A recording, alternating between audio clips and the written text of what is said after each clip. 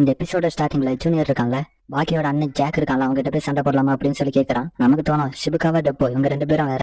Jack எந்த அளவுக்கு ஒரு பீஸ்ட் அப்படிங்கறது நமக்கு தெரியும். இவங்க 2 பேரும் அண்டர் கிரவுண்ட்ல இருந்து சண்டை போடும்போது ஜூனியர் ஃபர்ஸ்ட் ஈஸியா அடிச்சு போட்டலாம் அப்படிதான் நினைச்சிருப்பான். பட் ஆனா ஜாக் வந்து ஜூனியரை ஃபுல்லாவே கொலாப்ஸ் பண்ணி விட்டுருவான். அந்த ஃபைட் முடிஞ்சு ஜூனியரை பார்க்கும்போது நமக்கே பாவமா இருக்கும். நெக்ஸ்ட் டைம் மார்ச் மாட்டோ ஜூனியர் வந்து ஒரு ரெஸ்டாரண்ட்டுக்கு இன்வைட் பண்ணிருக்கான். அவங்களே அவனோட கண்டிஷனை பார்த்துட்டு என்னடா ஆச்சு அப்படின்னு கேட்கும்போது ஒரு சின்ன ஃபைட் தான் அப்படின்ற மாதிரி சொல்லிடுவான். இந்த மாதிரி இவங்க பேசிட்டு இருக்கும்போது மார்ச் மாட்டோ வந்து நீங்க ஆசைப்பட்டீங்கன்னா அவங்களை அடிக்கடி மீட் பண்ண வரேன், ஆனா என்கிட்ட வேற எதுவுமே எக்ஸெப்ட் பண்ணாதீங்க அப்படின்ற மாதிரி சொல்லிடுவாங்க. இவனை நீங்க பார்க்க வர வரைக்கும் எனக்கு போதும் அப்படின்ற மாதிரி சொல்லிடுவான். இப்படி இவங்க 2 பேரும் பேசிட்டு இருக்கும்போது அந்த இடத்துக்கு ஷிபுகாவா வருவாரா, வந்து ஜூனியர் கிட்ட அவங்க கிட்ட கொஞ்சம் பேசணும் அப்படின்னு சொல்லி கூட்டிட்டு போயிருவாரு.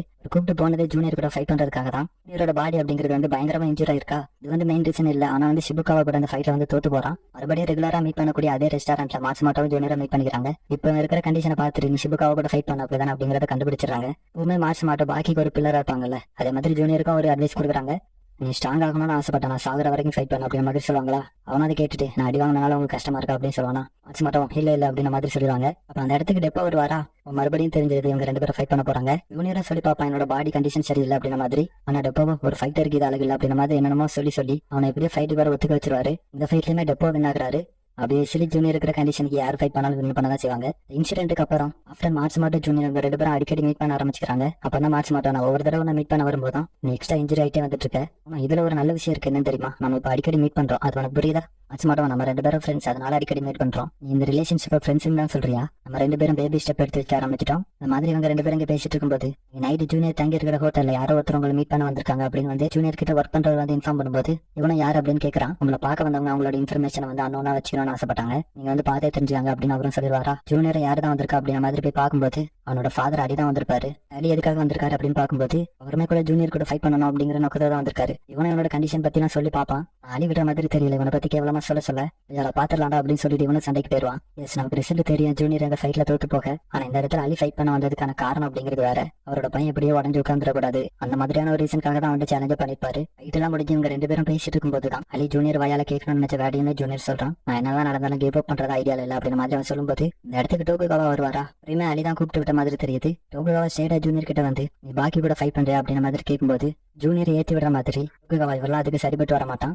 ஏதாட்டும் ஒரு கேவலமான ரீசன் சொல்லிட்டு தப்பிக்க தான் பார்ப்பான். நீங்க வந்து கேட்கறதே வேஸ்ட் அப்படின்ற மாதிரி சொல்லுவாரா. ஆனா ஜூனியர் அலி அப்படி சொன்னாரு அப்படிங்கிறதுக்காக அந்த ஃபைட்டுக்கு ஒத்துக்கல. அவனுக்கு முதல்ல இருந்தே பாக்கியோட ஃபைட் பண்ணணும் அப்படின்னு தானே சுத்திட்டு இருந்தான். ஜூனியருமே இந்த ஃபைட்டுக்கு ஒத்துக்க அந்த சைடு பாக்கியுமே இவங்க ஃபைட் பண்றதுக்கு ஒத்துக்கிட்டான் அப்படின்னு சொல்லிட்டு டோகுகாவா கிட்ட வந்து ஒருத்தர் ரிப்போர்ட் பண்றாரு. பாக்கியோட ஃபைட் பண்ண போறோம் அப்படிங்கிறனாலே ஜூனியர் வந்து அவனோட ஃபுல் பொட்டன்ஷியலை கொடுத்து ட்ரைனிங் எடுக்க ஆரம்பிட்டான். இப்பதான் ஒரு நாள் ட்ரைனிங் எடுத்துட்டு இருக்கும்போது மார்ச் மாட்டோ ஸ்கூல்ல இருந்து வந்துட்டு இருப்பாங்களா. அவங்களும் என்னோட காயத்தெல்லாம் பார்த்துட்டு எல்லாம் ஹீல் ஆயிட்டா அப்படின்ற மாதிரி கேட்பாங்க.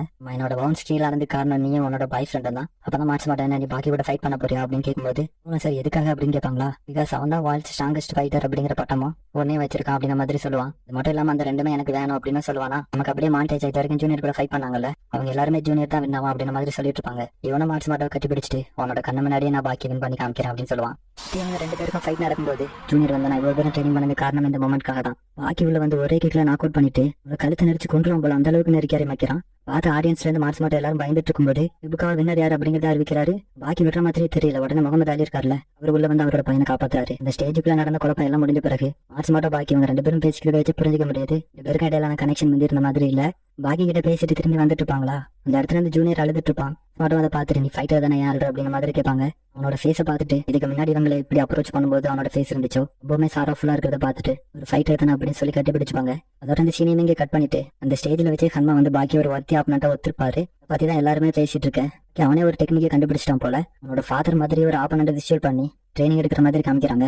அதே சமயத்துல ஹன்மா வந்து ஆப்பிரிக்கால ஒரு காட்டு யானைக்கு முன்னாடி அன்னைக்கு ரெடி ஆயிட்டு இருக்கிற மாதிரி தான் ஒரு அன்னோன் பிரிசன்ல இருந்து யாரோ தப்பிச்சிட்டாங்க போல. அங்க இருக்கக்கூடிய கார்ட்ஸ் எல்லாருமே அலாட் பண்ற மாதிரி எமர்ஜென்சி பட்டன் அமுத்தி விட எல்லா கார்ட்ஸுமே ஒரு பர்டிகுலரான பிரிசன் செல்ல நோக்கி தான் ஓடிட்டு இருக்காங்க. அந்த செல்ல போய் பார்க்கும்போது அந்த செல்லில் இருந்த கார்ட்ஸ் எல்லாருமே கொடூரமான முறையில சாகரிக்கப்பட்டிருக்காங்க. இந்த எனாகி மறுபடியும் தப்பிச்சு போயிட்டானா அப்படின்னு சொல்லிட்டு அந்த இன்ஸ்பெக்டர் யோசிச்சுட்டு இருக்கும்போது எனாகி தப்பிச்சு போகும்போது அங்க இருந்த கார்ட்ஸ்ல ஒரே ஒருத்த மட்டும் தப்பிச்சு வந்திருக்கான். கிட்ட இருந்து ஏதாவது இன்ஃபர்மேஷன் கிடைக்குமா அப்படின்னு பார்க்கும்போது அங்க என்ன நடந்துச்சு அப்படின்னு சொல்ல ஆரம்பிக்கிறாரு. நமக்கு எனாகி எப்படி போலீஸ் கிட்ட மாறினாரு அப்படிங்கிறது தெரியல. மேபி ஒளிவா தான் பிடிச்சு கொடுத்துருக்கணும். இந்த செல்லுக்கு வந்ததுல இருந்து எப்பவுமே சைலண்டா தான் இருந்துட்டு இருந்திருக்காரு. ஆனா இவருக்கு மெடிக்கல் செக் பண்றதுக்கு ஒரு 5 கார்ட்ஸ் கூட்டு போகிறதுக்காக வந்திருக்காங்க.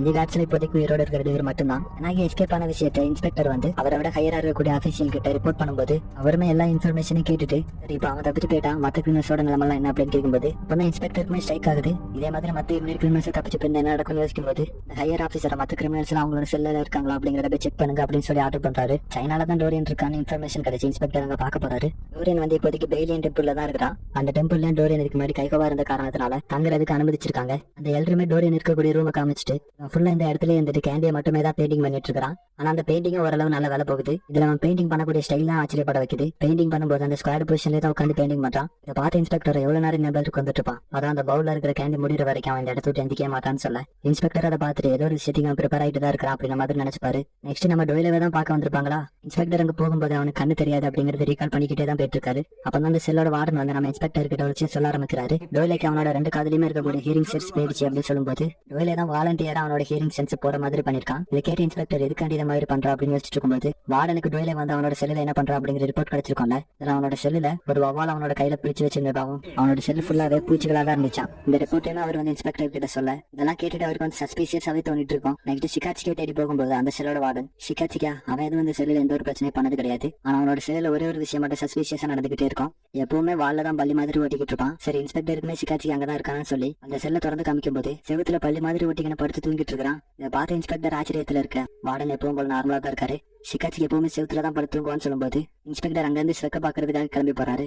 ஸ்பெக் இன்னுமே ஹாஸ்பிட்டல்ல தான் ட்ரீட்மெண்ட் எடுத்துட்டு இருக்கான் போல. அவங்களால ஸ்பெக் நேரா காமிக்க முடியலனாலும் இதுதான் ஸ்பெக்கோட பாடி டெம்பரேச்சர்னு சொல்லி மானிட்டர்ல காமிக்கும் போது ஸ்பெக்கோட பாடி வந்து மறுபடியும் நார்மலானதை பார்க்க முடியுது. அப்ப அந்த தெர்மோகிராஃபி ரிசல்ட்ல வந்து ஃபுல்லாவே ரெட் கலர்ல மாறும். ஆனா கிட்ட இருந்த ஒருத்தர் அவன் ஹாஸ்பிட்டல்ல தானே இருக்கிறான் அப்படின்னு கேட்கும்போது இவருமே நாங்க வந்து இந்த ரிசல்ட் ஸ்போர்ட்ஸ் அனலைஸ் டீம் அனுப்பி பார்த்தோம். அவங்க வந்து சிம் பண்ணும்போது தான் இந்த மாதிரி நடக்கும்னு சொன்னாங்கன்னு சொல்றாரு. ஆனா நார்மலான வாட்டர்ல இந்த மாதிரி சிம் பண்ணா நடக்காதான். பயங்கர டென்ஸான லிக்யூட்ல சிம் பண்ணாதான் இந்த மாதிரி நடக்குமா.